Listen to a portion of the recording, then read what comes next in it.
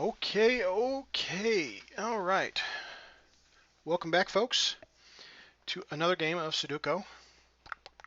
We've got a hard puzzle for us today from the New York Times. My brain sees lots of numbers, but we got an empty cube down here in the bottom right. Let's see what else we have. My brain is just kind of scanning. I like these cool little patterns where there's like a block and a block. See this 3 goes right through the middle. This 2 comes across the top. So I know I have to have a 2 down here and a 3 up here. So that's kind of cool. These little grooves that come through. Same thing down here. See this line here? You know, that's kind of neat. And they've got 2 lines here, 1, 7, and a 5. See right here? See this line right here? 1, 7, and a 5. And then they got a 1 and a 5. They come across. So, hey, look at this. A 1 and a 5 and a 1 and a 5. This, folks, right here, if you've watched me before, I called these double locks. This 1 and 5 just double locked on me. These 2 cells are the only 2 cells that can be a 1 and a 5 in this cube, because this 1 and 5 and this 1 and 5. So no matter what we do, and in fact this double lock is what you have to be able to recognize in hard and very hard puzzles, because this is going to do some cool things for you. First of all, see this 9 that comes across? There's no 9 in this column just yet, but I know it cannot be one of these 3, so I know my 9 has to be in one of these 2 fields. So that's going to actually bring down and help me solve some of these other ones. Also, this 7 comes up this lane right here. So I know my 7 for this cube has to be one of these 2, which comes across this way and helps me know where my 7 is here. So these double locks are very, very important. They'll give you some solutions and rule out some numbers really fast. Okay. That being said, I also see I've got a 6 and a 3 here. I can't have a 6 here, so in this column, my 6 has to be either here or here. I've already got a 3. Okay. Let's see. So I have this 2 here. I have this ghost row is what I call this, a 2 through the middle, and I have a 2 through the left side. So that means I have to have a 2 here. So I've got my 1, I've got my 2, I've got my 3. I need a 4. Now my 4 can't be across the top, my 4 can't be in the left, so it's one of these 3. I don't mark it if it's only 3. I wait a smidge. All right, we've got our 5, we've got our 6, we've got our 7. All right, now 8s. Looks like this is the only 8 right here in the whole puzzle, so we'll have to be careful with our 8s. And then our 9s. So this is almost fully marked out here. Let's keep looking for some pairs. We love pairs. So while we're looking up here, let's see, we've got a 6 across and a 6 on the top, and a 6 on the bottom, and a 6 up the left side. So I know I have to have a 6 right here. Let's see what else I have pairs of. I got a ghost row of 3 across the top. I've got a 3 across through the middle. So my 3 has to go in one of these 2 spots. I got an 8 right through the middle, so my 8 has to be top or bottom. Don't know just yet. Okay, so let's take a look at these ones. I got a pair of 3s across the top and the middle, so I have to have a 3 here. I got a pair of 7s through the top and the bottom, so we have to have a 7 either here or here. Those are the only pairs I see at the moment. Let's look at these bottom 3 cubes. 1, 2, 3, 4, 5, 6, 7. I don't have any pairs per se to crisscross, but if I use vertically and horizontally, I've got these pairs of 5s through the left and the center, and then across the bottom. So I have to have a 5 in one of these 2 spots. That is somewhat helpful. Now I'm looking vertically here. I've got a pair of 1s. So in the left and the center and then through the middle. So I have to have a 1 here. I do have a 2 that comes down and 2 that comes across. So I have to have a 2 in one of these 2 spots. Now I have a 3 that comes down and a 3 across. So I called this a ghost row before. If you haven't watched my my videos here, you'll see this 3 that comes down and this 3 that comes down. I don't know which two of these fields is going to be a 3, but one of them has to be, which gives me a ghost row or a ghost column. So one of these two has to be a 3, but with these two, it tells me it can't be in the right column because one of these two has to be it. I call that a ghost whatever column or row. So this one now becomes my solid 3. And I can erase my pencils. Very important to keep my pencils up to date. I get myself confused quite a bit with my pencil markings. So I got to be careful with that. Okay, all right. So we are still looking at these inner 3. Let's see if this 9 helps us at all. 9, 9, 9. No for German. I learned a little bit of German when I was younger. Lived in Germany. Oh my goodness, the food was amazing. Okay, let's see what else we have. Let's look at these 3 here. We've got, what do I got? My brain is spinning. 6 and a 6, a 3 and a 3. I got a 4 and a 4, a 1 and a 1. Okay, okay. All right, so I did notice something right here on this particular row. I started looking at some rows. In my brain here, I'm noticing I'm only missing a couple numbers. See, because I got my 2 and my 7. So I've got a 1. Here's my 2. Here's my 3. Now I need a 4. And I had this spot was highlighted here. And I see, oh, I got a 4 right there. So that means my 4 has to be over here. Well, check this 4 out right here. Guess what? Where my 4 has to be. Now look at this. These 2s and 4s are now double locked. Okay, can't have a 2 or a 4 anywhere else in this. So that tells me this actually cannot be a 7. This is the only spot left for a 7.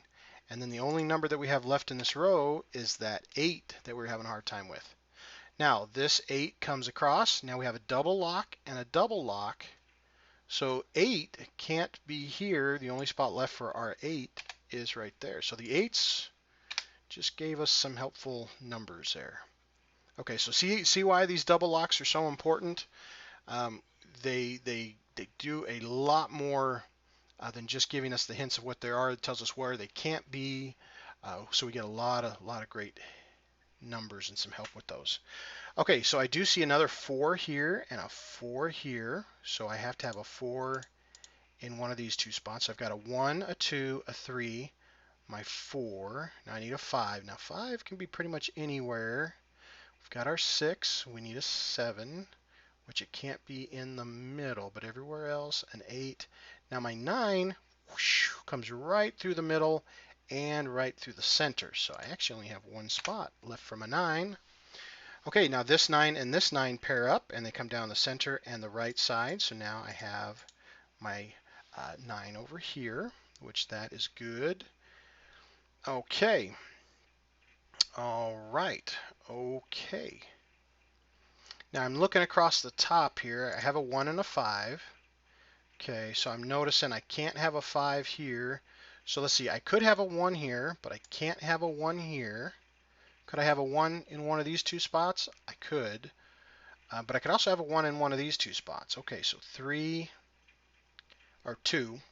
My brain ain't working. We got our 3 identified. We've got our 4. Okay, now 5 can't be in these two, but it could be here or here. So I try to mark it when I have 2. Okay, we've got our 6. Now we can't have a 7 over here because of this 7. We can't have a 7 here because of this 7. And we can't have a 7 because of this 7. So just doing the eliminations, this is actually the only spot left in this row that we can actually have a 7. Now that eliminates this from being a possibility of a 3. Now we know that these are actually 1s and 2s. Those are now double locked, which gives us a ghost rows of 1s. Tells us this here can no longer be a 1. So that is going to give us a handy dandy. Only one number left. There we go. Okay, now I put some numbers down. I want to double check, make sure I didn't mess up any of my pencil marks. I do notice this 5 comes down. This 5 comes up. This 5 across the bottom, just one spot left for a 5 there.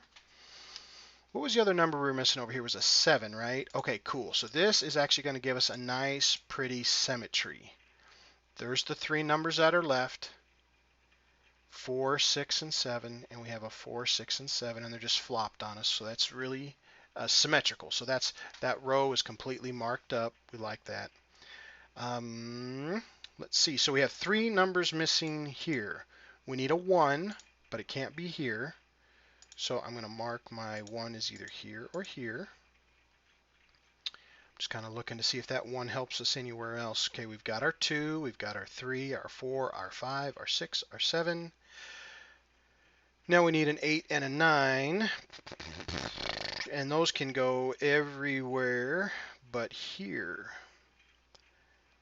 Okay, all right, so let's take a look really quick on this column. We see we've got 3 spots, so we know we're missing a 2 and a 4 and a 6. So this one can't be a 4, but it could be a 2 or a 6. Just like we have this pretty symmetry here, we're going to get that right here. Now we can't have a 2 here, but we could have a 4. So there's our 2, our 4, 2, 6, 4, 6. So that column is nice and neat. We like it neat. I like it neat. Okay, now let's see what else we have. Now, oh, cool. So remember how we have this ghost row of this 1, right? Do we have a ghost row? How did I get that ghost row? How did I? Oh, right here, because of this one and this one. I'd missed it for some reason. Oh, okay. Never mind. I thought the 1 could go here. Nope, it won't fit, because we got a 1 right there. Okay, again, very important reason to keep good pencil marks. All right, so we've got a 1. We've got our 1 marked here. We need a 2. No 2 here. We could have a 2 everywhere else. We have our 3. Our 4 comes up and our 4 comes up. So 4 can be any of these 3. We have oh, there we go. We have a 5 across. We were solving the 5s earlier. So here's our 5. Here's our 5 across the middle, and here's our 5 down the center. So here's our 5. Now that only leaves 1 spot left for our 1. Okay, now we have a 5 down the center and a 5 down the right. Looky, looky, folks. We got another double lock. We now have a 5 and a 9. That's the only 2 spots that they can be. That helps us out because now this 8, when it comes down the right side, this is actually the only spot left for an 8. So now this is the only spot left for a 2. Now this is the only one left for a 3. Okay, so see how those just kind of fall away? Okay, so we have a 5 and a 9. So the numbers that we're missing up here in these 3 are a 4, a 7, and a 5. We can't have a 5 here. Oh, we've got our 5. I'm sorry. 4 and a 7 and an 8. An 8. So we can't have an 8 here, so our 8 has to be one of these 2 spots. 4 and a 7. Can we have a 4 here? We could have a 4 there. I just didn't mark it. That's why I try not to do. See, this one is now fully marked out. A 4, 7, and an 8. Okay, 4, 7, and an 8. Those are the 3 that are missing. Okay. All right. Okay, I put some numbers in. Now I have this 8 that comes across, and we were missing, so I have to have an 8 either here or here, and I still have a 9 in one of these 3. Not sure which one just yet, and that's okay. We'll get to it. Let's see what else we have. We just put a bunch of numbers in. Okay, I have a pair of 3s now, 3 across the top and the middle, and a 3 down the right side. Ooh, look at that. That helps us right there. And a 3 down the center. So the only spot left for a 3 is right there. Okay, let me clean up my pencil mark. All right, okay. Let's see what else we have now. Let's see here. 7, 5, 3. Okay, 7, 5s, 3s. Very good.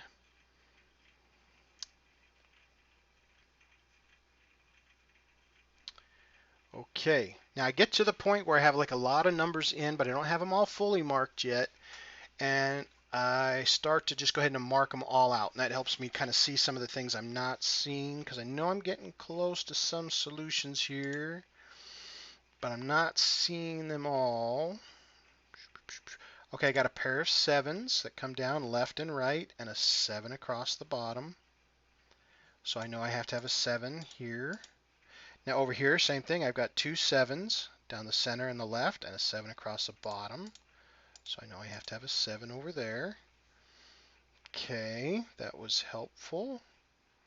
Let's see, what else do I have? Cool, cool. I have a 9 that comes across the middle and a 9 that comes down the right side.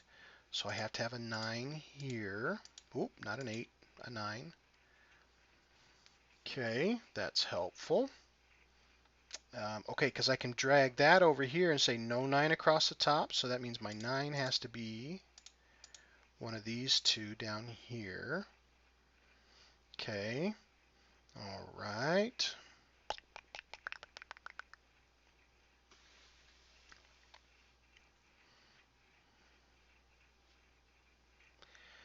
Okay, I'm going to look at this particular column. It only has 3 spots. Anytime there's 3 left, I like to look at them. So I know I need a 4 and a 6. Well, I can't have a 4 here. So a 6. And what's the other number that I'm missing? It looks like a 2. Okay, can I have a 2 here? I can have a 2 here. Okay, and I can have a 2 here. I have to have a 2 in one. See, this 2 comes up. So 2 has to be in one of these 2 spots. So a 2 and a 6 and a 4. Okay. Which I think we identified that before. With this 4 and this 4, that 4 could be one of these 3. So this column is fully marked out. Okay, and this column is fully marked out. Oh, now look at this one. I'm just missing 2 numbers, which is going to be a 7 and a 6, of course, because those are the only 2 numbers that are left. Let me double check, make sure a 6 fits. And it does. Okay. So I have a 4, an 8, and a 6. A 4, 8, and a 6. And look at this, a 4, 8, and a 6. So here can be a 4. Well, I don't want to mark that just yet. Don't want to mark that just yet. Hold on. Okay. Now, I also see I've got...